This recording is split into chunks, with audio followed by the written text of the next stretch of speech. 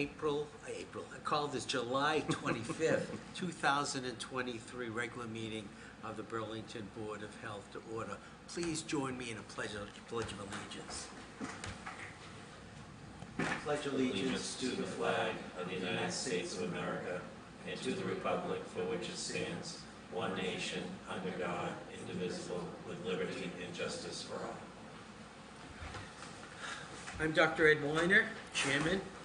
And with me tonight, board members, Vice Chair David McSweeney and Gail Demore, Member Gail Demore, Ms. Andrea Sheehan and Ms. Mary Beth Welch could not be with us this evening.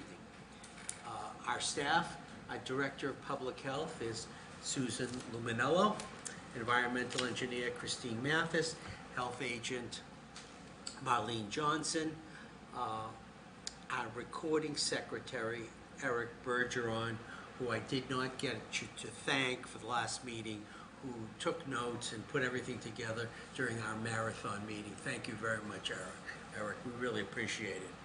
Also, we have tonight Michael Green, back from vacation, our Associate Director of Public Health. Please note that we are live on and we are being taped by BCAT and available for appropriate comments and questions through this video technology. And thank you for BCAT for what you do for this community, keeping us all so aware and so well informed. Thank you so much, BCAT. Okay.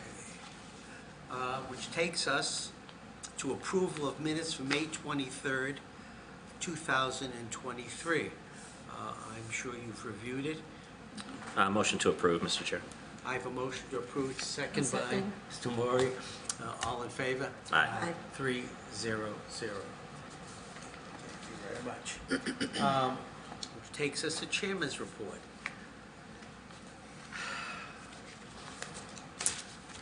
I want to thank those of you who responded to BCAT's video of the week.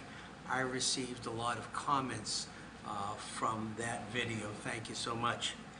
And if you got something out of that fun information, you really would enjoy reviewing the many serious topics on our Board of Health website. From emergency preparedness to recycling, town regulations, discussions on moisture and mold, to community programs, and how to get involved with the Burlington Volunteer Reserve Corps. The site offers so much to both businesses and residents alike.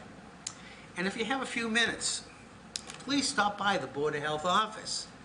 And on the second floor of the Human Services building, not only can you pick up some information that I'll talk about in a second, but you can go and say hello to our environmental engineer, Christine Mathis, our health agent, Marlene Johnson.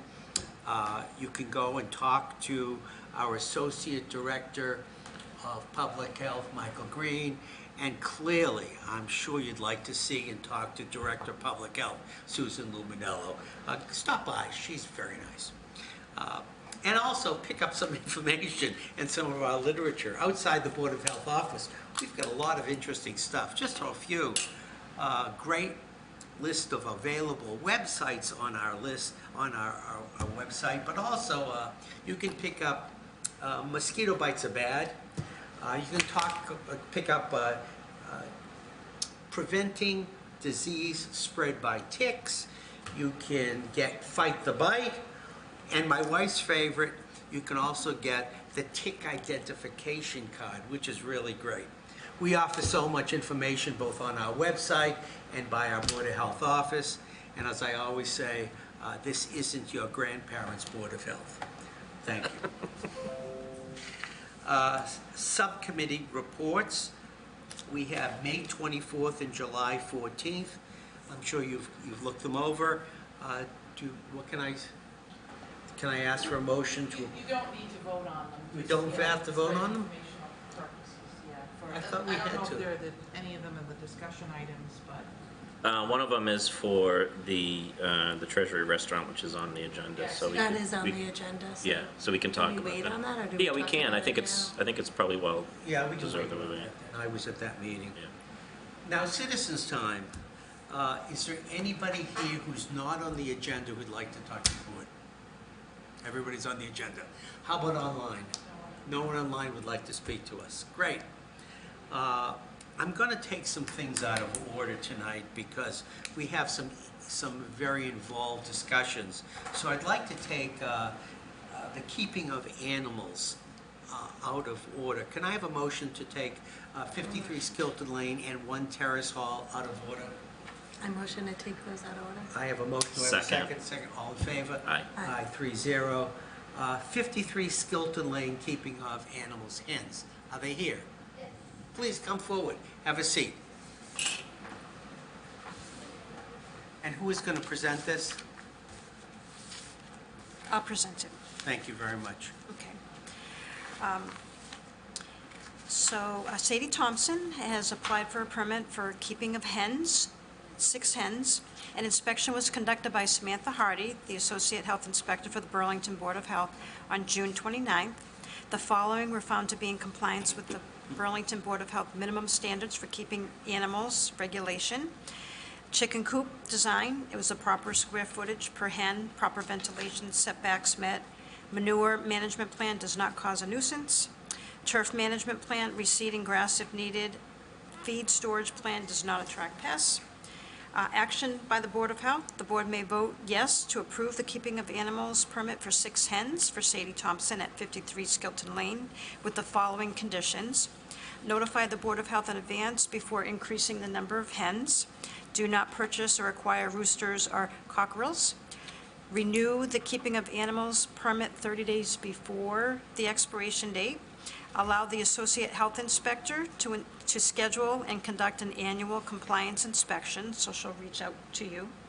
This permit is approved for the applicant noted above and is non-transferable, and violations of this permit may be subject to penalties as noted under Section 9 of the Burlington Board of Health minimum standards for keeping of animals, or the board may vote not to approve the keeping of animals permit. So, Ms. Thompson, please tell us and everyone on television, why do you want to keep chickens? Well, first and foremost, you want to be more self-sufficient. I'm sorry, could you, there you go. Hello. Okay. I want to be more self-sufficient. I've taken care of chickens in the past growing up, and I really enjoyed them, and I would love to have egg production on my property. I also wanted them for compost for my garden and also for pest control. Any questions? No, the coop looks fantastic. Yeah, I liked it. Yeah. So, did any of the abutters have any comments, or? I don't believe any of the abutters came forward. No, there isn't an abutter here. No, there isn't. So I don't want to go afoul tonight. So can we, Mr. Chair, how about make a motion to approve the permit for keeping of animals, 6 hens, 53 Skilton Lane? Is that, oh no, we're in 1 Terrace Hall? No, that's it's the first one. 53 Skilton Lane. 53. 53 Skilton Lane. This is the Yeah. Skilton Lane. Okay, yeah. Skilton, Do I have a second? second. Second. Any other discussion? If not, all in favor? Aye. Aye, 3-0. Enjoy your chickens. Woo. Thank you.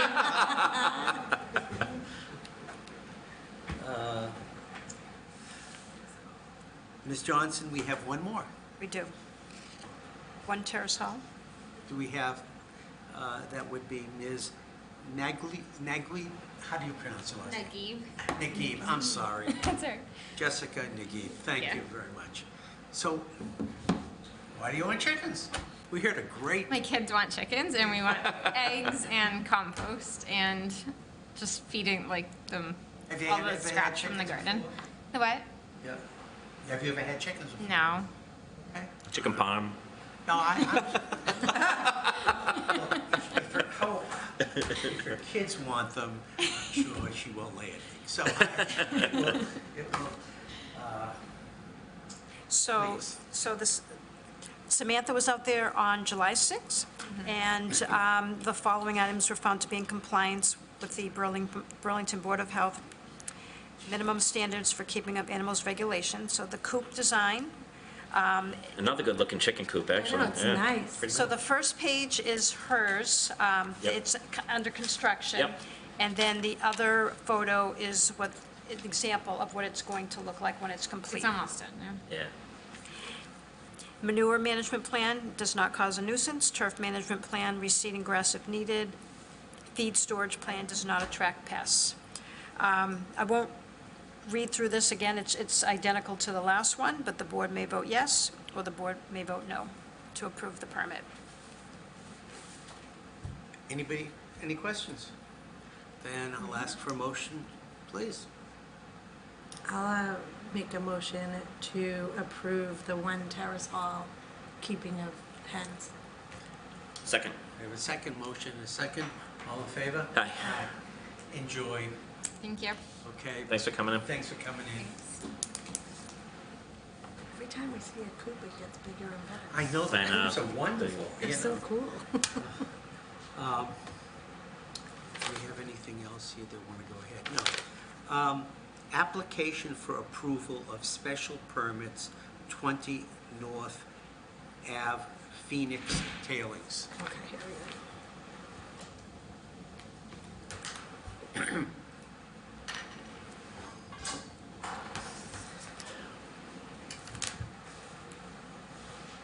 And I guess our environmental engineer, Christine Mathis, will present this, please. Sure, I'll give her an introduction and then I'll turn it over to Attorney Hung and her client. The applicant is Phoenix Tailings.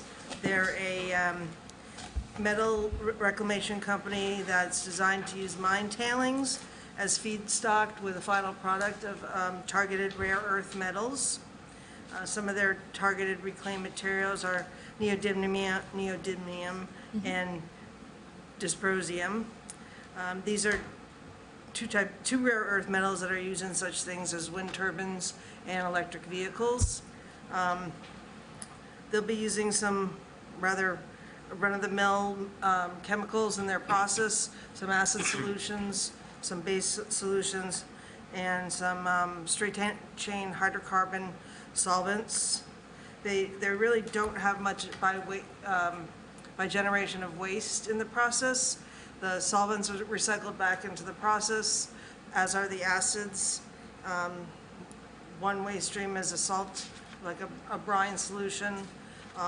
Another are inert metal oxides, inert metal salts. And I'll let these guys give more detail. Ms. Hung, do you Yep. want Good evening, Mr. Chair, members of the board. For the record, Christine Hung, attorney at Reamer and Bronstein. With me tonight, I have Michelle Chow, who is the co-founder and COO of Phoenix Tailings. We are applying for several special permits before the planning board. Phoenix Tailings, and Michelle will go into this in more detail. It's a clean energy company, mining chemicals. They are moving into the property at 20 North Ave, where Vulcan Farms is currently. They're excited to move to Burlington. They currently have locations in Woburn and Somerville. They're closing down their Somerville location to move into Burlington. The 20 North Ave location is about 29,000-ish square feet, of which 16,000 will be office, and then the balance will be for their R&D and then their kind of prototype manufacturing operations. We are before the DCM on August 8th, and then the planning board hearing on August 17th. So we have a short slide presentation. I'll turn it over to Michelle now, who will talk about the company as well as the operations, and then we'll be open to any questions that the board may have. Thank you. What is the name of your proponent, please? What is Michelle Chow. My name's Michelle Chow. Thank you. So I guess I can start there. So my name's Michelle. As mentioned, I'm the co-founder and COO at Phoenix. A little bit of myself before I talk about the company. My background is material science and engineering. Got my degree at MIT. I actually met my co-founder and CTO, Tomas, while going to school there. The little fun fact that I'll share is we designed and built solar electric vehicles from the ground up as a student project and got to know each other really well. So we came together and started the concept of Phoenix Tailings quite literally in his backyard. The thinking here was We saw the challenge in the mining world right now, how wasteful it is to produce metals. It's not a sustainable process. We said, let's do something about it. So quite literally with duct tape, household chemicals, and a little bit of a camping stove, we built our very first prototype. Was not pretty. But that was a turning point about 4 years ago, almost 5 years now, in 2018, when we first started the concept of Phoenix. So if you want to start the slide deck, I can talk a little bit more about the company itself and what we actually do. Is the microphone on? Can you guys hear me? Yeah, just gotta come closer to Okay. the microphone, I think. Yeah. Can you hear me now? Yeah, that's better. Okay. Thank A you. little close, even a little closer. Just eat the microphone. Perfect. Perfect. Thank you so much. So do you want me to repeat any of that, or No, did you catch no, it? it's Okay. fine. It's Yeah. following. Fantastic. The fan, the AC's on, so it's hard to. And we're getting old, too. Wait a minute. Speak for themselves. I'm kidding. Awesome. So yeah, if you could advance the slide, I can tell you a little bit more about the industry and the company. Oh, yeah, that's just the background. I talked about our founding story quite literally in the backyard, seeing the challenges in the production of metals materials, and really came together to make a sustainable process, taking the waste that's generally discarded, converting that to valuable metals. So if you advance the next slide, I can tell you a little bit more about rare earths. These are the critical materials that are used in every electric vehicle and every wind turbine. So this is critical for the electrification of technology moving forward, and all green technology. Metals like neodymium and dysprosium iron are used in magnets that go into those motors. And that's the metal that we produce. If you go to the next slide, you'll be able to I can talk a little bit about the state of the world right now. So right now, the demand for these metals is only increasing as electric vehicles and wind turbines are continuously being generated. The challenge is, as that demand increases, the supply is not. So there's already a 10% shortage in the market. Not to mention, the way it's conventionally produced is really wasteful. Every ton of rare earth metal produced generates 2,000 tons of waste. This is toxic byproducts that's just dumped in giant landfills, and really not sustainable way for us to access these critical materials. We're just moving the problem. So, and the last bit here to note on the challenge is that supply chain is really focused on a couple of countries that manufacture these materials. Right now, 97% of all refining process is done outside the US, in China and Russia. So not our favorites. Moving forward, if you go to where Phoenix is, so this is what Phoenix Tailings is. We've developed a technology split into two operations, what we call extraction and refining. We do this whole thing end to end without any waste or hazardous byproducts. So what we're doing is we're harvesting the value from this discarded material, these tailings, extracting something known as a concentrate. So it's just basically sand with more rare earths in it. That inert material is then processed through our refining operations, which in here you can see two pictures of the two stages of our operations that utilize, as mentioned, industrial chemicals, chemical acids, bases, some organics, to separate those mixtures of rare earths into individual components and then finally into the actual metal itself. This refining process currently is not done at all in the United States, and we are the first to do so here. So that's the rare earth metal that we produce. And if you go to the next slide, that's what we're building here we're excited to build and pilot here in Burlington. So our current operations in Somerville is our pilot facility, which we've built out our very first unit, producing a few kilograms of this neodymium metal that we've actually sold 25 of it, and really excited, small amount, but it's still great when you sell your first product. And now we're building out more of these units and scaling it up and optimizing it here in this facility. We're really excited about Burlington. We're excited about this space in particular, given the power that's already in there. Vulcan Forms has maintained a fantastic industrial manufacturing location, as well as the labor force nearby. We're looking to hire a number of operators, technicians, and engineers to help support our expansion and really produce a larger amount of rare earth metals to support our commercial sales and ultimately build out a much larger commercial operation. Still looking to figure out where in the U.S. we're going to locate that, of course. But that's what brings us to Burlington, and we're really excited about this facility. A little bit on the team. So as I mentioned myself, my background is material science engineering from MIT. I have a fantastic co-founder and CTO as well from MIT that is PhD at BU, molten salt electrolysis. He's the smartest guy I've ever met, and can talk to you about science and chemistry all day long. Our CEO is Nick Myers, whose background is in finance, got his MBA from Northeastern, worked as a C-level executive at a couple other startup companies in electric battery charging, as well as in biotech startup, medical device startup as well. Anthony Baladin, our fourth co-founder, comes from South Africa, so he's very aware of the challenges in the mining sector, tailings almost literally in his backyard. And he has a chemical engineering background as well as worked in PE and actually met us through a career advisor via Nick. The four of us started this concept of Phoenix Tailings in that backyard 4 years ago because we saw this problem in the world and say, we can do better. Since then, we've hired on amazing additional team members. Chief of Staff Patrick, who comes from Jetty Resources, he's built a similar startup company focused on copper extraction. Was a fourth team member on that team, as well as a number of engineers that I've highlighted coming from with over 80 years of combined experience in the metals and mining sector. A couple of folks there that worked with rare earths, as well as stood up mine operations in molybdenum, as well as copper and iron. So fantastic team together that we're building this company with. And lastly, just a quick highlight again on why we're excited about Burlington and the opportunities here. We're partnering with the local schools as well to train the next generation of folks that will be able to develop this new technology here in the U.S. and really expand metal production. So that's Phoenix Tailings, and that's my little pitch. I'm excited to answer any questions you might have about operations and dig in any deeper. Any questions? I've got a ton. I got a couple. I had all mine answered. Yeah. Just a couple questions. So I think I heard you closing the Somerville facility and moving that Correct. to Burlington. How many employees are coming? Right now, we have 20 full-time employees, 5 of which is at our research center in, in Woburn, and the rest of 15 are based in Somerville.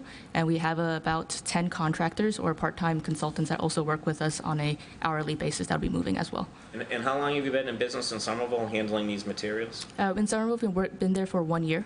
We started July of last year. For 1 year. And Ms. Hung, I think I heard you say that they're going into 40 North. 20 North. 20 North. Is Vulcan Form still there, or are they? They're so moving they moved out. They're moving out. They're in the process of moving So out. do you need to do renovations of the space, or can you kind of? Yeah, we intend to walk right in.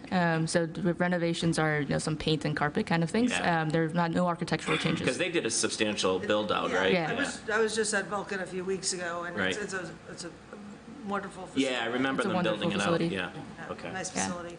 Awesome. I have no further questions, Mr. Chair. Thanks. Questions? I had two, but they were answered. Okay. I get a lot of questions from the public the last time this is a pilot scale operation. I Correct. just want to say that publicly. You're not going to be bringing trailer trucks of tailings. Correct. How many tailings, how many pounds of tailings are coming here, and from what kind of mines are coming? Yeah, it's a great question. Just one point of clarification. This is for our refining operation. So this is converting concentrates to metal. So we're processing the tailings actually on the tailings locations themselves. We do have a... I want to make sure I hear you because Correct. the microphone isn't Yeah, working. sorry. Be closer to So it. you concentrate the tailings at the site. Correct. And we bring the concentrates on site to Burlington and process I'll the be pilot spending here. a weekend in tailings. That's my hobby, digging. Is any of it radioactive? No, none of it's radioactive. And what kind of mines are they? Are they iron mines? Yeah, so we have a pilot secured in upstate New York that is an old iron ore mine, and that's what material we are working with and concentrating. Are you involved in any mines in Massachusetts? No, we are not. Okay, all right. And then what do you do with the waste? So you concentrate, and then what happens to the waste product after you extract the neodymium and dysprosium? Yep. So in addition to the value products, what we have byproducts are that salt that was mentioned previously, as well as inerts oxides, which are just materials that we look to offtake into either construction applications or dispose of correctly, especially on the research scale. So we work with Veolia to pick up any byproducts or streams that come off of our process. So it's taken off Off-site, correct. Off-site by a company? Yes. And They're either sold or taken off-site, yep. the dysprosium, it's very difficult to extract. And do you get much out? Not a lot. Not a lot. We do work with, because this is a pilot operation and small-scale types of testing, we do work with directly from oxide to metal production as well. Okay. And I guess that's it. There's nothing toxic in the development. I Correct. was wondering if it's possible we have a copy of this presentation. Oh, I I was wondering the same thing. Yeah, you know what, I brought copies. It's not in the board book. It's I'm not in good. the board book. Yeah, it's all right. Yeah, it's fine. Just for you to be Okay. aware that the most famous person in the mining of Oh, thank you. rare earth metals comes and speaks to in this community all the time. Tony Mariano, who's very famous, and next time he's here, Do you guys I want will coffee? speak to Ms. Hung to invite you to when he comes and speaks. That would be fantastic. Thank you. He's very famous. They named Marianoite after him. So, but I have no problems with this. It's exciting. I know the process. I've been involved in tailings for the last 30 years.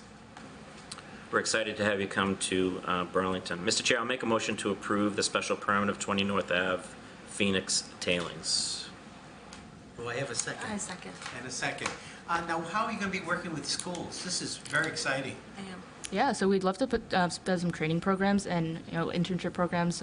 Still early discussions here on understanding how to do that when working with the right folks. But we've had talks. We were currently work with Mass MEP on workforce training. Specifically with Burlington, we're still understanding the right folks to engage with. We are actually talking to the economic development team tomorrow to understand a little bit more how we can best engage in the right people to engage with. Well, thank you very much for doing that. Absolutely. I have a motion, I have a second. Any discussion? Anybody from our director or associate director, recording secretary? Nobody else? All in favor? Aye. Aye, 300. Welcome to Thank you. Burlington. Yeah. And thank you very much. And I just want to thank Christine Mathis. She's just always so great in assisting throughout the process and just really, she did a lot of the hard work behind the scene, asking all the questions in a pre-meeting and then providing it to the board. So I just want to thank Christine. And I'll ask the Thank you. recording Thank you for that. secretary to please note that. Okay. Thanks for coming in. It was nice to meet you. Thank you. Good luck. Nice to meet Best you. of luck, yeah. Good luck. Okay. We have 6 variances from corporate chefs. I assume you're from corporate chefs. Yes, and I think my topic is going to be far less engaging. Please come and sit over here. So now you're on. I have a booming voice, so Okay. All right. And So Mr. McDonald represents corporate chefs, and there are 6 variances at 6 different locations. So one is for 1 Burlington Woods, which will be an unattended food establishment only. 55 Blue Sky Drive will be a unattended food establishment only. 95 Blue Sky Drive is going to be is a cafe currently, and they want to add for after-hour use unattended food establishment. The same with 1 Vandegraff Drive. There's a cafe there, and they want to have an unattended food establishment for off hours. Wall Street is under construction, but they are renovating a cafe, and they want to also add for after hours an unattended food establishment. And then 5 Wayside Drive will be an unattended food establishment only. Do you want me to read the background about an unattended? why don't you give us the information? In discussion with the director, even though many, if not all, of the conditions are the same per site, it has been noted to me that we have to vote on them individually. So we'll be here an extra couple of minutes. sure. And I would be interested if there's differences between the sites. Maybe we can call those out, or are they all They're all going to be the same. same? They're all gonna be the Yes, same. yes. The background, I've read it in the past, so I won't read that again. The action by the Board of Health this evening, vote yes to approve the unattended food establishment variances for corporate chefs at 1 Burlington Woods Drive, 55 Blue Sky Drive, 95 Blue Sky Drive, 1 Vandegraff Drive, and 5 Wayside Drive, with the following conditions. Corporate chefs shall follow their approved written plan for minimum requirements for an unattended food establishment. Those are attached. This variance is for the locations noted above. Any additional proposed unattended food establishments within the town of Burlington will require a separate written plan and variance. Violations of this variance may result in an appearance before the Board of Health and may result in a temporary suspension of the food permit. Continued violations may result in the revocation of the variance by the Board of Health. In the event of an imminent or threat of a health hazard, the Board of Health may suspend the food permit without a prior hearing as outlined in 105 CMR 590.014A. And 5, corporate chefs shall notify the Board of Health within 24 hours if there was an imminent health hazard, food tampering, and/or a food injury. Or the board may vote no, not to approve the variance. Okay. Any discussion? Just, so we've seen a number of these recently come up, right? Over the last several meetings, they seem to become more and more popular. I guess the only question I have for each of the locations, and we can take each one separately if it's different, like who's the point person to ensure that the food, the expiration date doesn't go by, or they're checking it, restocking? Is that one person for all the sites, or does each site have a different person? In Burlington, I have 3 different people who will be at each market probably 3 times a week, Monday, Wednesday, Friday. Right. Business doesn't really do anything on Saturday or Sunday. Sure. Our commissary food's made in Woburn, and it only has a 3-day code on it, so we need to be there all the time. Gotcha. To keep flipping it. And do you have, and it looks like there's, in the board deck, there's a signage, but there's a way for the employees of the buildings to contact you if there's an issue with the food or it's gone bad or something like that? Yes, there's a QR code and a phone number where they can reach us right on the pay station at every location. All right, great. No other questions, Mr. Chair? If there's no one there, how are they paying? I'm just curious. How are they paying? How are they paid? Is it an electronic? Yes, everything. It's a scan and go kind of thing. Oh, okay. Same type of you have at Walmart or Home Depot or something like that. They're all pay as you go. Individual? Okay. And this is being inspected by our staff, what's the regular schedule? We will. Some of the locations that we can't get into because you may need a card, we'll have to make arrangements with somebody to meet us there so that we can do an inspection, but they will be inspected. I have no problem. Right. And your recommendation is you've seen no problem? I see no problem. Okay. And we've had a number of these over the last couple of weeks. It's becoming more and more Yeah. common. They are. Yep. Well, first, thank you, Mr. McDonald, for coming Well, thank you. and get this, formalize this. Do I have a motion? So do we have to do these separately? Yes, we do. So I'll make a motion to approve the variance for unattended food establishment, 55 Blue Sky Drive, corporate chefs. Okay, you know, from the That's the first Burlington one. Woods? Well, the first one on the. The first one is 55 Blue Sky Drive. Well, Well, we're looking at the. I was looking at the agenda online, but I can do whatever. You want me to do one No, Burlington? okay, do Blue Sky Drive, that's Yeah. fine. With the conditions. With the conditions. the pre-stated All conditions. of these motions Yes. will be with the conditions, okay? Understood. Have a motion, do we have a second? Second. All in favor? Aye. Aye. 3-0.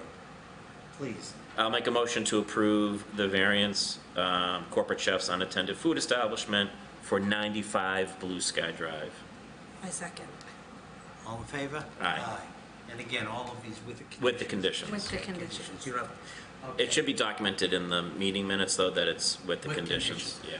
Okay, thank you. I'll make a motion to approve the variance for corporate chefs unattended food establishment, 1 Burlington Woods Drive. Second. I All in second the favor? motion. Aye. Aye. You can do a motion. You do, why don't you do? Yeah. Okay, I'll make a motion. I'm like, well, you keep jumping, that's okay. No, go ahead. I'll make a motion for 1 Vandegraff Drive unattended food establishment with the conditions previously stated. Second. All in favor? Aye. 3-0-0. So- Okay. I'll make a motion for 1 Wall Street unattended food establishment with the prior conditions we discussed. Second. All in favor? Aye. 3-0-0. And the last one is 5 Wayside Drive unattended food establishment with the prior conditions that we discussed. Second. Second. All in favor? Aye. Aye. Mr. McDonald, thank you for coming. Thank you, Yeah, good luck. Marlene. You're welcome. Thanks for coming in. Thank you. Thank you. Discussion. The Treasury Restaurant. He's online, he's DP. Oh, okay. So do you want to present that, Marlene? I can. Ms. Johnson, I should say. Sure. Okay. So as you were notified via email, there were some issues with refrigeration, which resulted in a temporary suspension of the food permit. Those violations were corrected, the suspension was lifted, they were allowed to reopen. We had a subcommittee meeting, Dr. Weiner was there. The minutes, I assume that you reviewed the minutes. I had put together. Excuse me, Marlene, you're Yes. coming in now. Could you just go a little closer, please? Sure. Thank you.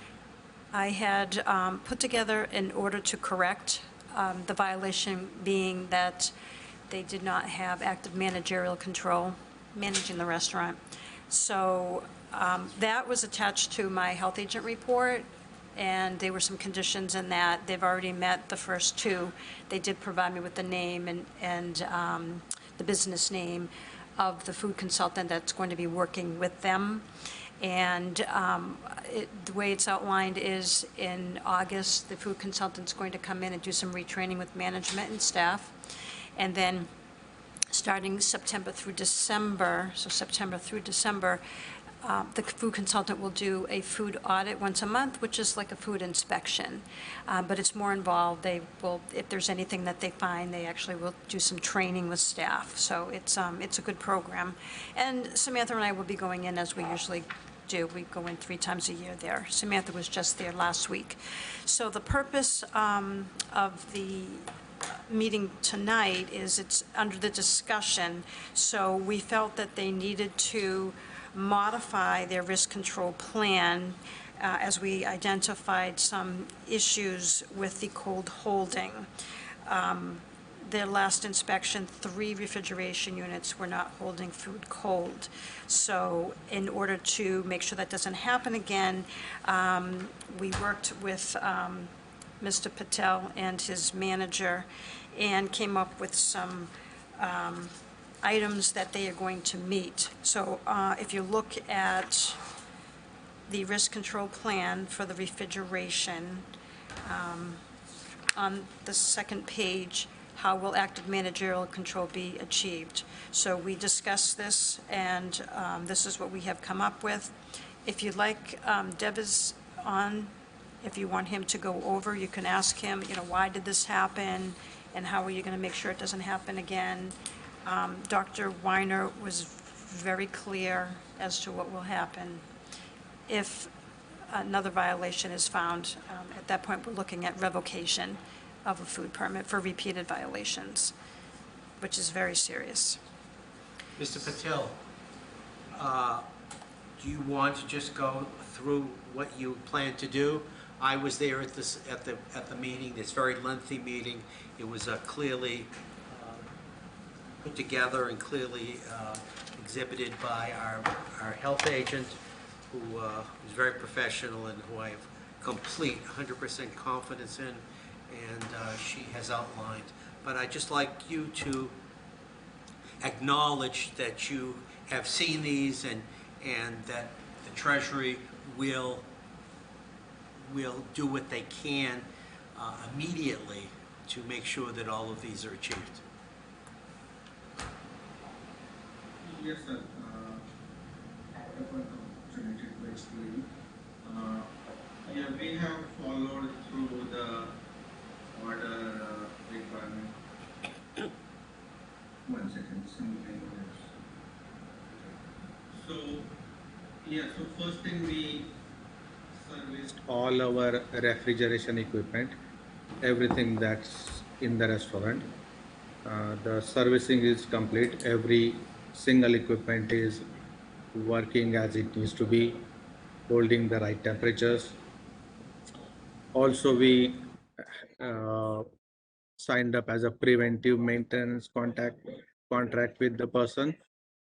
He is going to come every 3 months just to check, making sure everything is cleaned up, temperatures are holding right. So making sure the all the refrigeration is working fine. We have hired Rajit Gupta. He is Director of Health for Ashland, town of Ashland, and he already visited the site. Also had a brief meeting with the employees, and we are going to have at least 4 training sessions in next 4 months to make sure first we learn everything, then we do the inspections, follow up what still not getting fixed, try to retrain the employees again, making sure by the end of the consultancy, the 6 months period, uh, every employee is trained and there are no violations left after that. I just have one question, but do you have any? Yeah, I just have a couple of comments or questions. One, so I'm equally as concerned that the hand wash station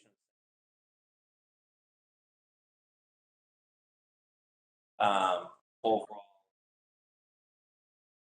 and, you know, sanitary issues. It's not just the refrigeration, it was also procedural items as well. And I'm really, really concerned. You guys have been opened over, I'd say 2 years, right? I don't know when you opened. That's about right. About 2 years? Yeah, I'm really, really concerned, and I can't stress how serious this is. So you said the consultant has started? Yes, we already visited site, did the initial walkthrough. So Had did we meeting find that the refrigeration unit were in, or both? It was both. It was the walk-in and the refrigeration unit. Where there was a concern where it's not going to hold the temperature because those refrigeration units were like open air. So we bought a new one which basically keeps it covered airtight, so it will hold the temperature. So, We already made that change. but also your logs never showed that you were below the acceptable levels, correct? Yes. So can you explain that? Sorry, I didn't get the question right. Your logs that you kept for the last 2 years show that your refrigeration unit has never fallen below the correct temperature for food safety, correct? So I'm curious why when Marlene and Sam went in, that they found that the refrigeration unit was below safety and your logs never reflected that.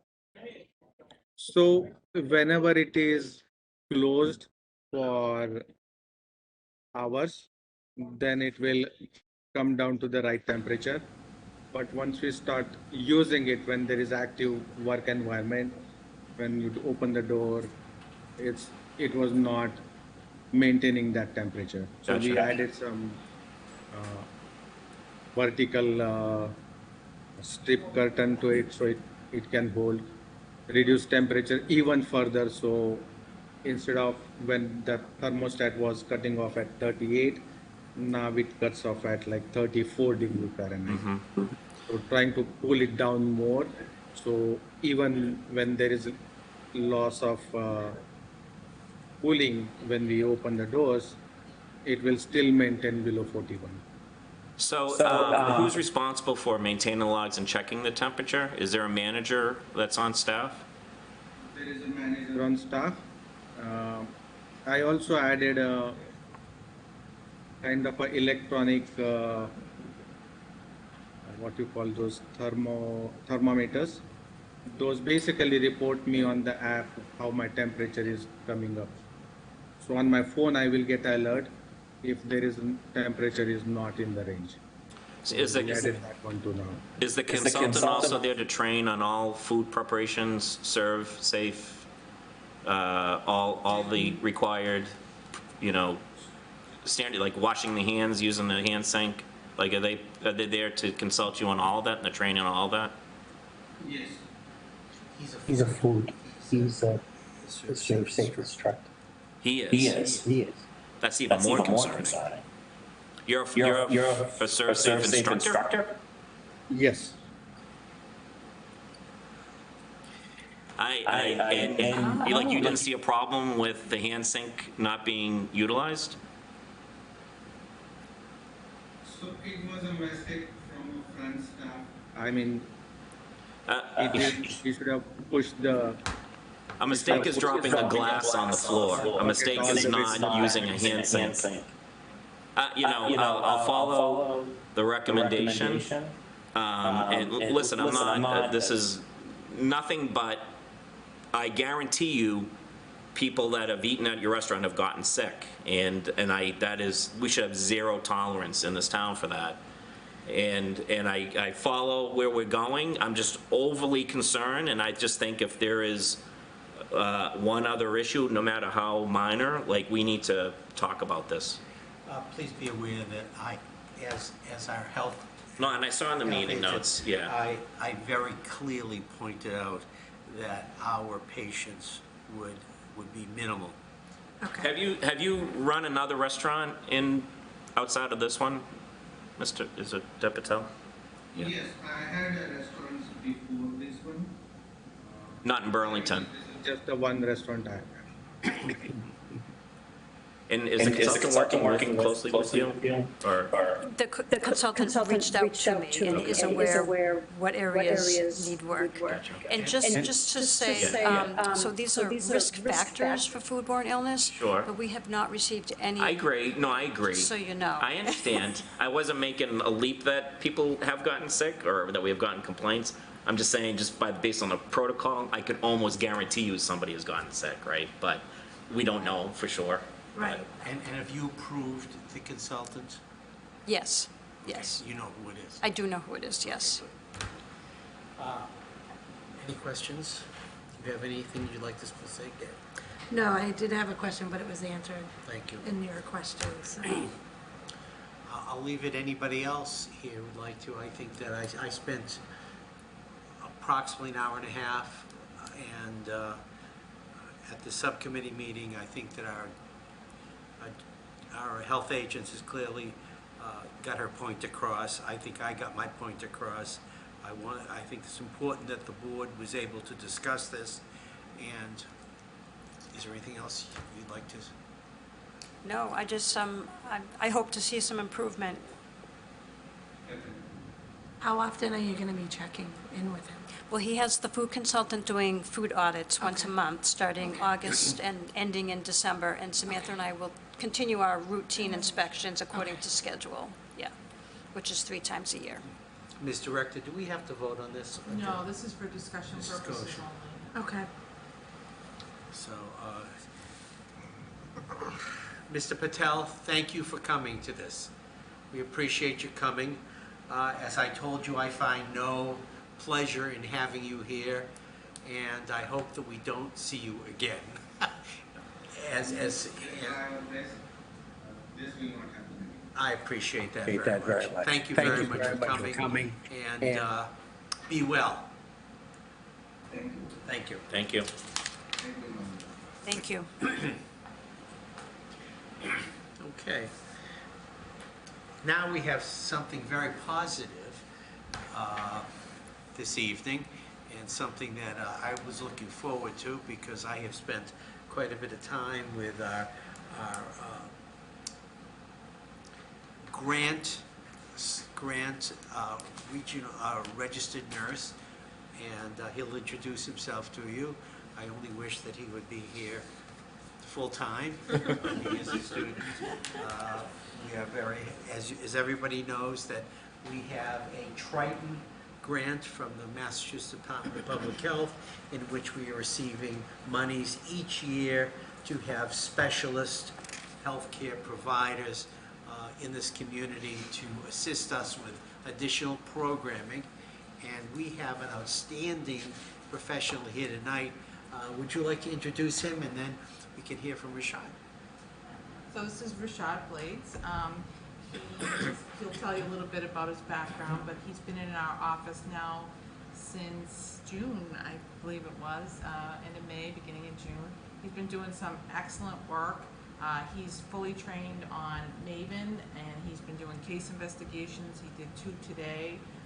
So he's really helping us out in that area in Burlington, because we need that in Burlington. So he has the ability to expand that to Lexington and Wilmington, if need be. He's gonna be working on some special projects. He works really great with the rest of the staff. One nice thing is the staff, the public health excellence staff is all working together to work on projects. So Rashad has been working on some projects with the public health specialist and the epidemiologist, and we have weekly meetings, and he contributes a lot to those meetings. We're very happy to have him. That information that you brought to the beginning of the meeting from the table, Rashad put that together. Awesome. And we'll be updating that on a regular basis. He put together a talk on summer safety and the PowerPoint presentation, and we're hoping to get that maybe at the senior center. He's trained in stop the bleed. He's looking at CPR, so he's doing a lot in our office for both for us, but also for Lexington and Wilmington as well. Awesome. Thanks, Dr. Weiner and Susan, for the introduction. Good evening to the board and to the public as well. My name is Rashad Blades. I'm happy to introduce myself as the part-time public health nurse serving the Tri-Ton Collaborative under the Public Health Excellence Grant. Through our Shared Services Initiative, I'm happy to serve the communities of Burlington, Lexington, and Wilmington. I primarily work under the Burlington Board of Health under Director Susan Luminello. So I am a registered nurse of about 3 years. I come from a background of labor and delivery nursing and obstetrics at Beth Israel Deaconess in Boston. I obtained my Bachelor's of Science in Nursing from Northeastern University, and I also hold a bachelor's degree in Health Sciences from Northeastern University. Since joining the collaborative at the end of May, my primary focus has been on investigation of diseases reportable to our local boards of health using the MAVEN system. It's an essential part of our commitment to safeguarding public health in this community. As with the collaborative team, we're continuously working on programs that have been proven to make a difference in our communities. One example, like Susan mentioned, is Matter of Balance. This is an 8-week program designed to reduce the fear of falling and enhance activity levels among older adults in our community. Additionally, I also will conduct Stop the Bleed courses, and this is a seminar coined by the U.S. Department of Defense, which can empower the lay public with the knowledge to minimize mortality from hemorrhage and bleeding from accidents and trauma. Looking ahead, I'm eager to obtain a CPR instructor certification from the American Heart Association, and I believe this is a vital step to ensuring that town employees, MRC volunteers, as well as the general public can have access to life-saving CPR training. I believe by empowering individuals with these life-saving skills, we can aim to lower the occurrence of cardiovascular accidents in our community, making it a safer and healthier place to live. Moreover, my aspirations extend beyond individual training. I'm excited about the prospects of collaborating with our shared service epidemiologists, as well as the public health specialists, to improve the health and well-being of our aging population. And so I would like to thank the board, as well as our health director, Susan Luminello, for granting me this invaluable opportunity. I'm eager to collaborate with my fellow board employees and other town staff members as we collectively strive to improve health outcomes and well-being of the residents in these 3 wonderful communities. Thanks. So I said today, please come up and meet our director, associate director, and our professional staff. Here's somebody else you could come up and meet. You're here most days. What days are you here? More often than not, you can find me in the office Monday, Tuesdays, and Thursdays. I am a master's student currently at Northeastern University, so I may be hard to track down, but those are most of the days you can find me. Thank you. So please come up and meet him also. Great. Very That's impressive individual. Exciting. Welcome. You want to work full-time? I know, keep asking them. They might turn into a yes. He's got tired of saying, well, it's school to me. But thank you so much for coming. Thank you. Yeah, it's nice to meet you. Thanks for coming in. Yeah, of course. Anybody Thank else you. questions or? We're just so happy to. Yeah, I know, right? Yeah. Yeah, you did a wonderful job. Wonderful job hiring him. Yeah. So thank you so much. And we have now have staff reports, which will take about 10 minutes, and we'll be adjourned for the evening. You can stay and speak to us afterwards, just say individually meet our two board members, or I know you have school tomorrow, so go. So, but thank you so much for coming. Thank you very much. Staff reports, the environmental engineer, Christine Mathis, please. Couple of things. The Next household hazardous waste event is September 23rd. It's going to be at Fox Hill Elementary School, where we had it this spring. We had a very successful event, and we're going to do it again there. I wanted to make a note about the mosquito activity.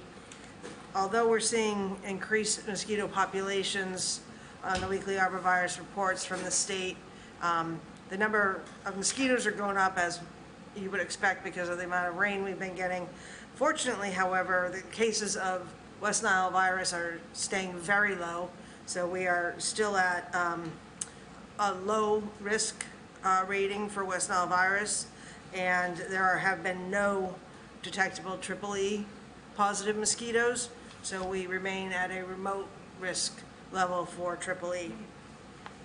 Then the last thing I wanted to point out was that we did award an environmental consulting services grant or project to under the TAG grant, and that consultant will be starting on Thursday to kick off that work. Great. Good. Any questions for our environmental engineer? I noticed in your report about the renovations of the Palm space. Did Palm close? I know, I was surprised by that too, to be honest. I don't think they're closed. Oh, okay. But just somebody new moving in there at some point. Oh, okay. Well, I mean, it's public knowledge because they've come to the town and said they're moving into Parm space, so. Is there a new restaurant moving in there? Parma Oh, there West. is. Yes. Do we know who the restaurant is? Yes. Fiorella's? Oh, I saw that in your was it your report? My report. Yeah. Oh, they're moving there. Okay, I was Interesting. wondering what that was. That makes sense. As far as I now. know, they're open. I'll let you know because I have an inspection there next month, so. Yeah. Okay. Interesting. Interesting. Did Parm go somewhere else, or are they collaborating? I I don't think know. they're leaving. I think Parm's leaving. Yeah. I'm Just, impression. yeah, it was a little confusing. I have one quick question. Lord Barron had a fire? Yeah, in one unit, and that fire affected, the water damage from putting out that fire affected a unit below. So Was there anything that you had to respond to? it was just, they were wondering how to navigate our demolition permit approval, given the fact that, you know, it was a emergency response. Okay. Any other questions? If not, With your mosquito spraying notices, what's code red? That's the message that you probably get on your home phone that says, you know, I was like, oh, something went down. no, it's, you get it for It's all. when it goes out, You get it okay. from the rec department, you get it from the I just wasn't sure of DPW. the term. Yeah, I understand. that's the name of the service, correct? Yeah, so it just goes out to let everyone know that Yeah, it's we had a happening. discussion. And I saw it. Years ago with the Ways and Means Committee that, you know, made that suggestion that in your area, if it's in your area, mosquito spraying is going to occur, you have a way of kind of like narrowing down to that neighborhood, and we Right. send out the code red Yeah. messages to those neighborhoods that are gonna have. So they can shut their windows and do all Yeah. that stuff, yeah. So we get a notice, which I also put up on the Board of Health website, and it goes up on the town website as well, and it'll say, you know, mosquito spraying, truck-mounted mosquito spraying. saw will that, yeah. Occur on this night, and in the areas of the following streets. Right. So we draw a radius, like Susan said, and then we do a code red message. area. To the residents of That makes that area, instead of a town-wide. Because That they makes target different areas Of course. each week. Based on the mosquito. Susie, I have one more question Yep. then. As you know, we have at least one individual in town who is extremely sensitive and allergic to the material, pyrethrins, the material that we spray. Is she called, or is she notified any special way? At the beginning of the year, she and others who wish to be exempt from spraying file with Eastern Middlesex Mosquito Control Program, and they instruct their sprayers to not spray when they're approaching those particular addresses on either side. And that's worked out.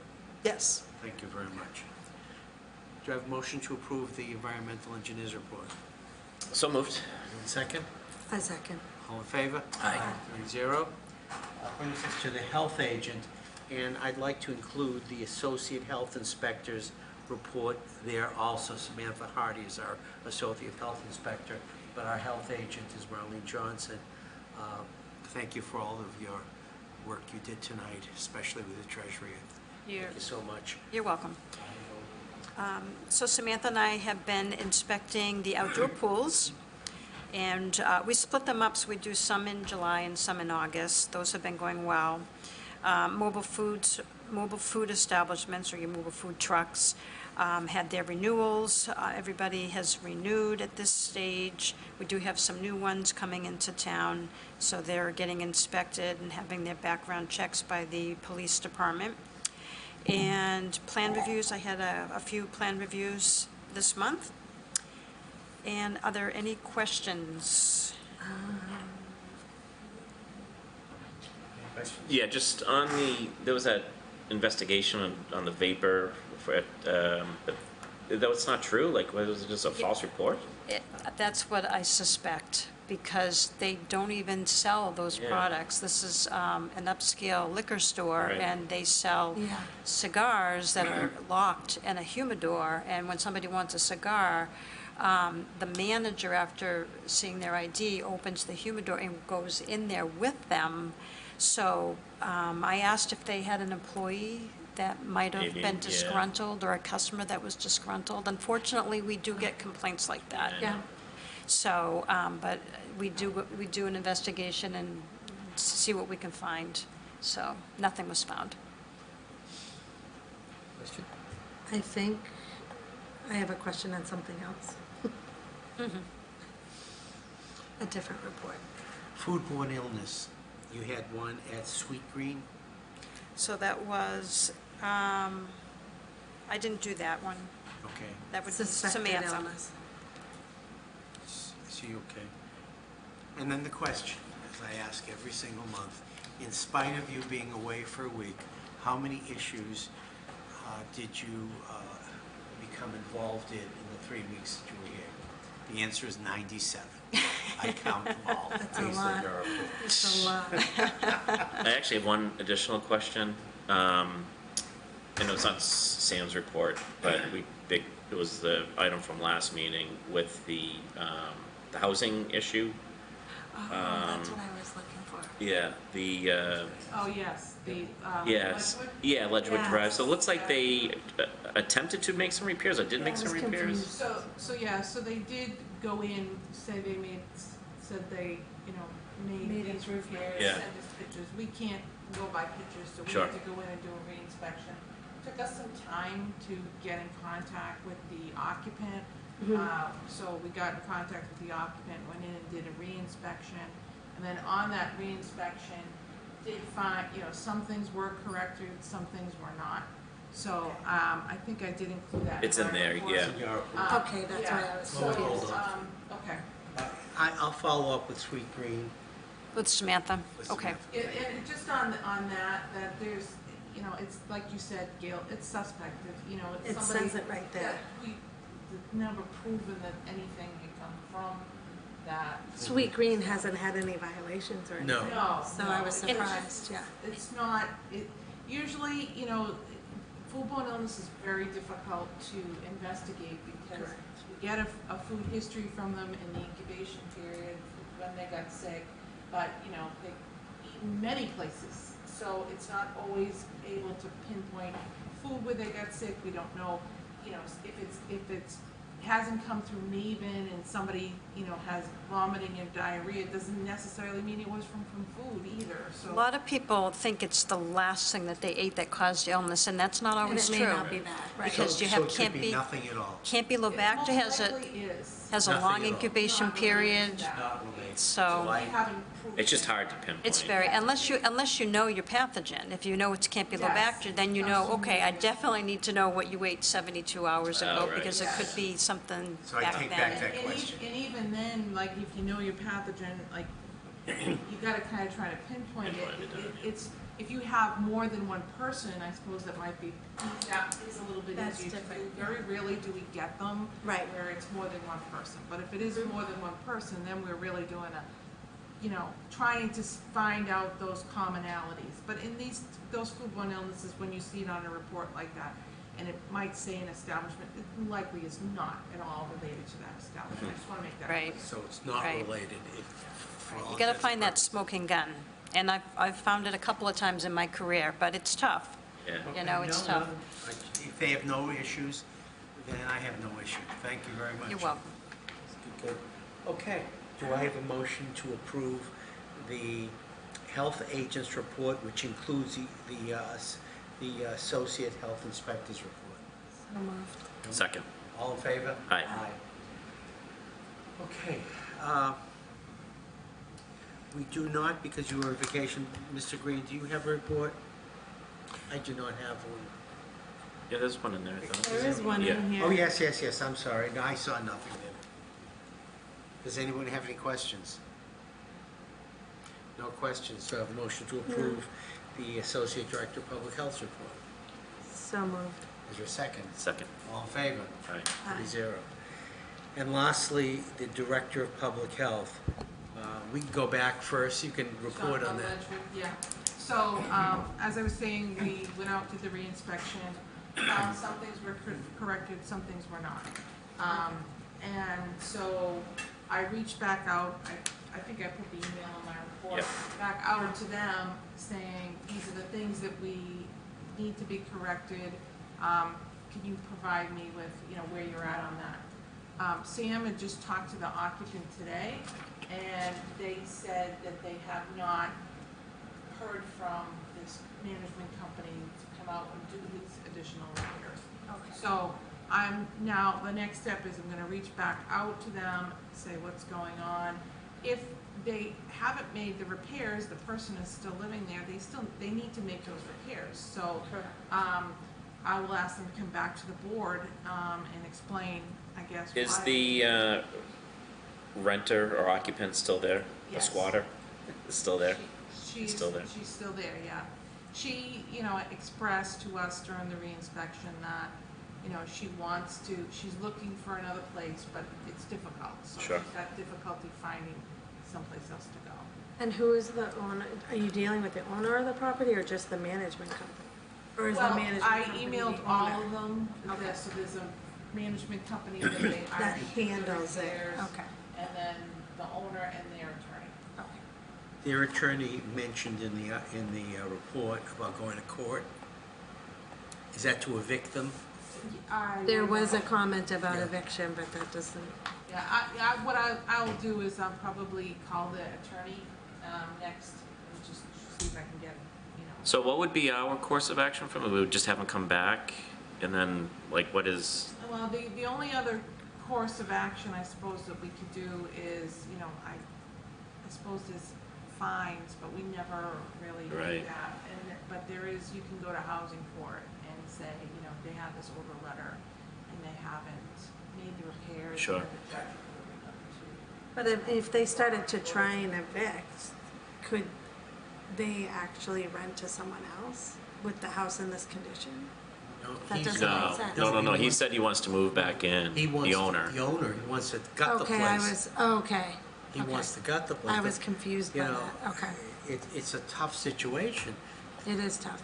You know, the renter was supposed to leave July 1st. Was it July 1st? I'm- I have to go back and wasn't look at my sure. notes. Yeah, it was July 1st. July 1st. The rent Okay. was July 1st. Here we are at the end of July. The individual's still there. Okay. He would like to completely redo the place. I see. I Unfortunately, you were misunderstood ill. it. You were I ill. wasn't here last You were meeting, ill. so And he was that here. makes more sense. Okay. And so, I mean, I suppose the board could want to start issuing fines, you know. Yeah, I mean, we can cross that bridge when we get to it. I just think if they're attempting to make repairs and the occupant isn't letting them do the repairs, that's a different story versus them blowing off doing the repairs. I shouldn't. Correct, I I agree. haven't seen anything where the occupant is not allowing it to happen. Okay. So initially, I did see first an email from the said, you know, we want to come do the repairs, we'll be there tomorrow. And I had to respond to that and say, you need to provide a 48-hour notice to the Yeah. occupant. You Can't just come say the next tomorrow, day. right? So then they rescheduled it to an appropriate period of time, and she let them in. So I don't have any evidence that the occupant is not letting them in to do repairs. Okay. Any other questions? I just have one about environmental health application development. Tacha Soto, what was that about? So Taisha. Taisha, I'm sorry. Soto Yes. is the Public Health Excellence part-time inspector. Okay, I don't think I meant it, okay. So she's been doing some, I think what it was she's trying to get on the FDA to do some trainings, so I was helping her out with that. Okay, great. And I did just have one thing to add. At our next meeting, so Amy Warfield reached out to me about our regulations, because we're going to be going in September town meeting to ask them to rescind the bylaw. Yeah. And basically what she said is all of our regulations should be codified. In other words, it should be all in one document. I have all the regulations and the history of the regulations and everything. So I started working on that, and I'm going to bring it, well, I have been working on it for a while. We'll bring it to the next meeting. So you'll see all of our regulations in one document, so that the reference, when we reference our regulations, it will be Article 3, Section whatever, and so that it will be More smooth. yeah, so that it's all in one place, rather than having all of these separate regulations with all these different, you know, citations in them.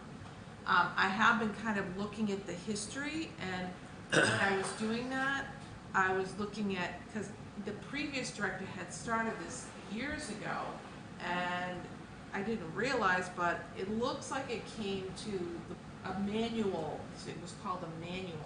So there was an attempt to do this years ago. I think it was in 2012, before I became director. This manual was done, and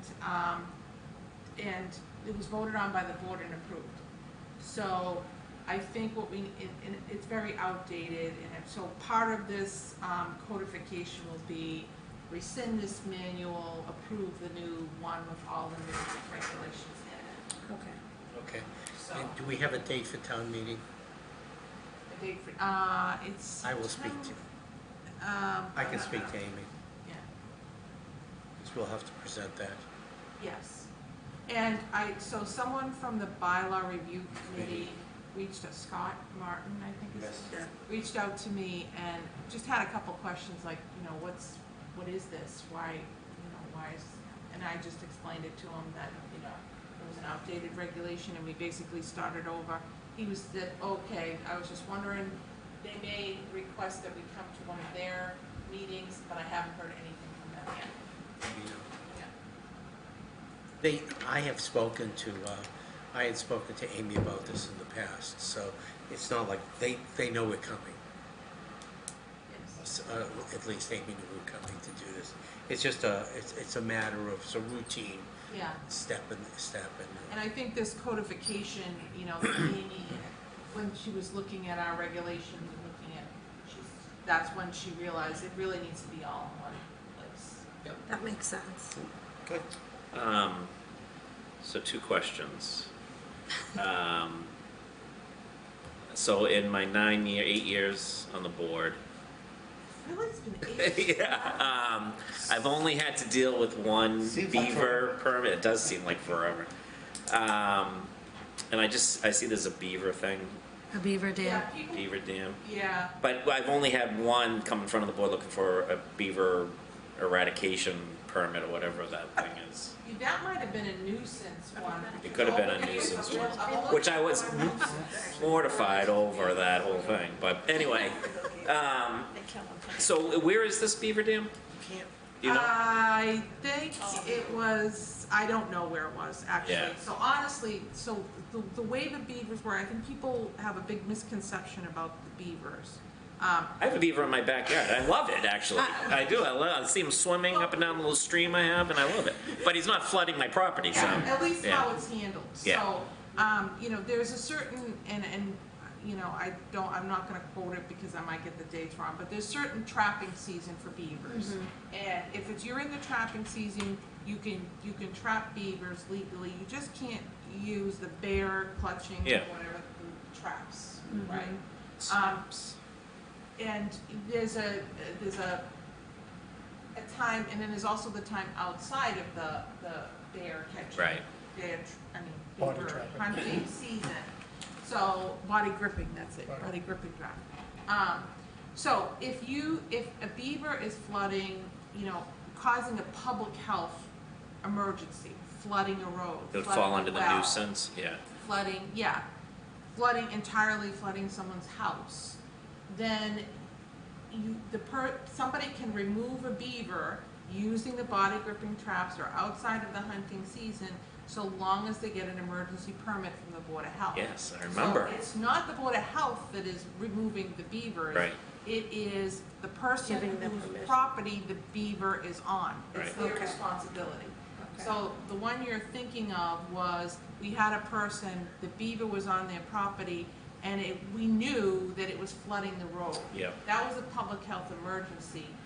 They were not being responsive in removing the beaver, so then we had to issue a nuisance violation Town. to them to remove the beaver. Yeah. Very different from emergency Right. permitting to remove, because so we get a lot of people who say, you know, the Conservation Commission was out and walked the land and said there was a beaver, you know, 5 houses down the stream, and now my backyard has a lot of water in it. Well, it's not, it's unfortunate, but it's not a public health emergency.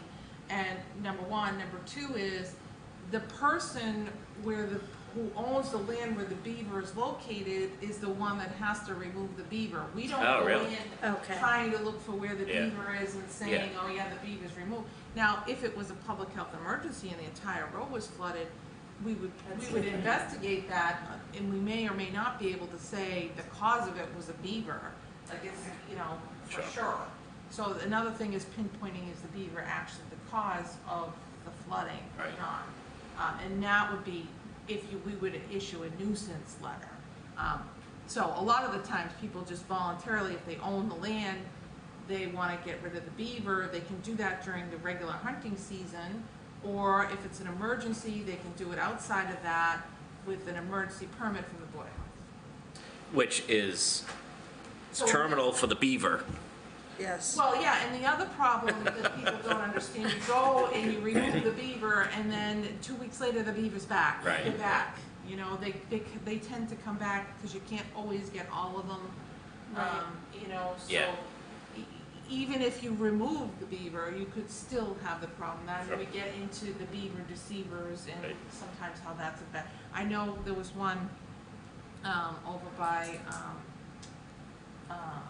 across from the Hilton Hotel there. that Oh, road yeah. there, Oh, that's right, Blanchard Road, yes. Years ago, and it kept flooding the road, and that was a public health emergency. It was flooding the road, and it was the apartments over there, I think, that owned the land, and they were getting rid of the beaver, you know, every year, and they kept Yeah, just coming and back, it kept yeah. flooding. Finally, they got the beaver deceiver over there. There hasn't been any problem since. Gotcha. So. Yeah. Okay, I just do not want, I'm not granting an emergency permit again. The second question I have, and I don't know, Christine, you might have some more on this too. Does mosquito spraying also address ticks? It's different. So, and I don't know, for some, it must be the rain, I'm assuming, or the last couple of years, there's just been more and more tick-related illnesses. Well, The tick populations are It's increasing exploding, mostly because of climate change, and if you think about the temperature lines moving up as it gets warmer, the ticks move further and further north, so we just get more ticks. And they live longer, and they can survive over winters. So, you know, our winters are getting milder, so they come Right. out earlier, they stay longer. Right. Is there anything collectively, and I'm not suggesting like blowing more chemicals all over the town of Burlington, but, you know, I know education's important, right, and, you know, Right. checking yourself and all that stuff, but is there as we're spraying for mosquitoes, something we can do for, at least to minimize ticks? Like, is there like a mixture of chemicals? Because, you know what I mean? Like, and I'm not suggesting, I think it's worth talking about a solution, but it's just, I'm hearing, especially this year, so many people either getting Lyme disease or there's another, I forget the name, begins with a C, that is carried by ticks. Oh, that's, They don't live in Burlington, but, Okay. but it just, I'm hearing more and more tick-related illnesses, and I just don't know if there's something as a Lyme board that we disease can is do. horrendous. It is, I know, And people I know. you gotta check your children when they come, especially dusk and dawn area. I get it, I'm just saying, is there things that we can do as a You board? know, I hate to use DEET, but, you know, I'm in the forest digging for Yeah. minerals and gems, and I use 100% DEET because of the tick problem. Right. But there are, Right. ticks are horror, it's tremendous how many ticks there are out there. And I'm not sure, I think pyrethrum does kill ticks, doesn't it? so, But they don't belong they don't up in trees, and that's No. what the issue is. So when they spray the insecticide up into the trees. Yeah, they're down in the For the They're grass. down in the mosquitoes, grass. ticks are on the So the grass. mosquitoes are up. permethrin affects flying insects and basically has no impact on ticks. It says, So, okay. I mean, Eastern Middlesex Mosquito Control and other mosquito control districts, projects have been looking into any possible control on ticks, but right now, there's no, like, area method to control ticks. It's Okay. really just personal protection. And And let me just say we have another issue with ticks and mosquitoes, is that the bee populations, the aviaries. I know, I get it, Have been wiped out in Yeah. this town. The aviaries have been wiped out Totally in get it. Burlington. Yeah. Because people are getting the mosquito control companies to come in and I get they're it. wiping out the bees. And I gotta tell you, pollinators are very important in this country. So there's a balance between mosquitoes, ticks, and bees. We need the bees very badly. Agreed. And there are certain farmers who have to buy bees. I get it, I Yeah. totally And understand. the mosquito control projects are very, very invested in protecting the Agreed. pollinator populations, but while controlling mosquito populations. And they're very selective with what they apply and whatnot. But, and again, you know, the private companies may not be. As diligent. I don't know enough about what they do or how they do it. But, I mean, they do have to be licensed pesticide applicators, but, you know, they don't have the, Listen, I'm not a fan of like throwing all these chemicals out in the open, right? For a lot of different reasons, not just the bees, but the bees too, but. Wow, Yeah. I do A want to couple try my. comments though. So there is no surveillance for ticks the way there is for mosquitoes. Like when the Middlesex Control Project is doing a surveillance, they're counting the numbers, they're Right. trying to see where they are, they're Yeah. catching them in traps, things like that, which you don't have for ticks. And they're very selective about where they're spraying, so their spraying is based on their surveillance. Sure.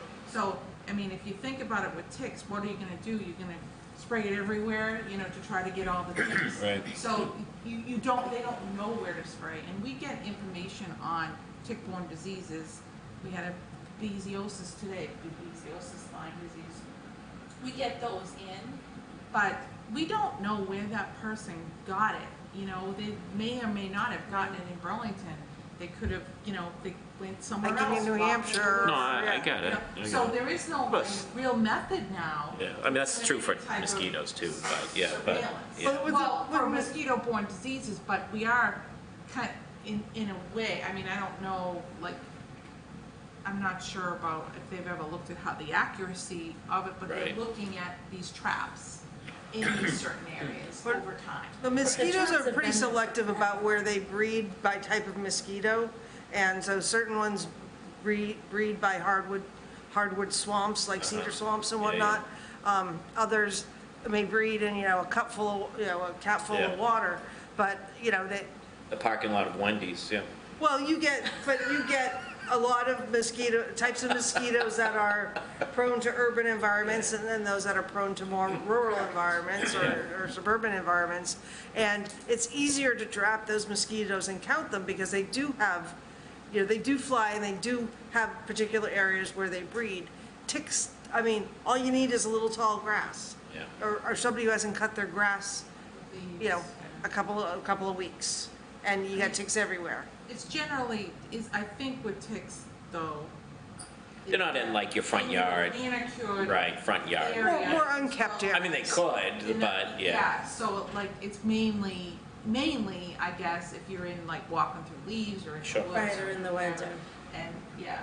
Don't walk in my lawn. For the Tall grasses, though. I don't know of any like extensive like studies that have been done on tick populations. I'm just, as we go forward, I don't know if there's anything we can do at all, but I know that it's getting, every year it seems like it's getting worse. Yeah, This year. yeah. And it might be the rain, I don't know, but. And if you see ticks and you see the bullseye, please go see a physician right away. Yeah, yeah. Because Lyme disease can be very difficult. It's not even just Lyme disease anymore, like there's just so many, I forget, they go with the C, like a CH or a C, I forget the name of the disease. I know of 2 people that got that, not in Burlington, but, And again, we have had, when it comes to insecticide, there was on Wynn Street, we have an aviary. Oh, there was an aviary there. I bought all my honey there. It's no longer there because of indiscriminate pesticide use of his neighbors, according to him. And honestly too, like I don't know of any like studies that have done on the effectiveness of these, personal, like if you hire someone to come to your yard. I mean, I think if you kept your yard well kept, then that would prevent ticks in your yard. Which brings us back to my chairman's report. Please Yes. come by the Yeah. Board of Health. Yes. I love We it. have preventing disease by ticks. You can come by, we have these brochures and lots of other tick identification cards. You can pick them up at the Board of Health office and say hello to us. Ehrlichiosis. what is it? Ehrlichiosis. Yeah, that must be it. I don't know. I just had a quick question. I don't want to jump in on the tick, like cut your tick. I think we No, I'm good, we'll go with the ticks. I don't want to cut you short. Just on the sunscreen dispensers, are those all over at all parks? Is that new? Yes, they needed new ones in the parks. Oh, okay. Yeah, Because we've had them, I thought. they have been there, But I wasn't sure if it evidently stopped. It's been a because of long COVID. time, it seemed like yesterday, but They it's been a long update. time that they've been there, Okay, yeah. Yeah, just curious. sunscreen outdates. So I think that we don't think about that very often. We use the same year after year, it outdates. Well, there, oh yeah, Well, there's they expiration feel like dates, The dispensers are like getting. The old from and the not outside working. or Yeah, okay. whatever, yeah. so you have to replace. I was just curious. That's all I got. Well, do I have a motion to approve the Director of Public Health report? So moved. Second. I have a motion second, all in favor? Aye. 3-0. And thank you for correcting me about foodborne illnesses. I appreciate the information. So thank you. Is there anything else? If not, I'll entertain a motion to adjourn. So moved? Everyone second? Second. All in favor? Aye. Good night, everybody. Good night.